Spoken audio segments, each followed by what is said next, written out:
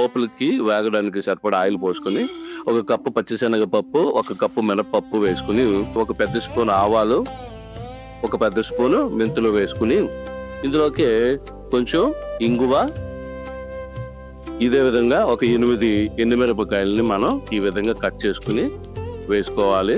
కరివేపాకును కూడా ఇందులో యాడ్ చేసుకుని, ఇవన్నీ కూడా బాగా దోరగా వేగేంత వరకు మనం వేపుకోవాలి. బరకగా పొడిలాగా తయారు చేసుకోవాలి. దీంట్లోకి కొంచెం సాల్ట్ ను కూడా మనం మిక్స్ చేసుకుందాం. శుభ్రం చేసి పెట్టుకున్న వంకాయలని ఈ విధంగా మనం చక్కగా కట్ చేసుకుని, ఈ వంకాయ మధ్య భాగం అంతా కూడా ఈ పొడి పట్టేటట్టుగా మనం చూసుకోవాలి. ఈ కూరకు సరిపడా ఆయిల్ వేసుకుని, మనం రెడీ చేసి పెట్టుకున్నటువంటి వంకాయల్ని ఒకటిగా మనం ఇందులో డ్రాప్ చేసుకోవాలి.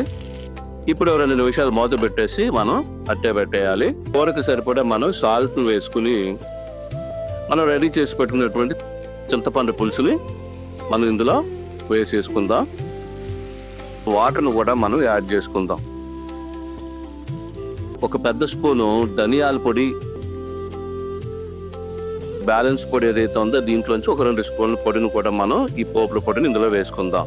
మూత పెట్టేసేసి ఒక 5 నిమిషాలు మనం బాయిల్ అవనిద్దాం.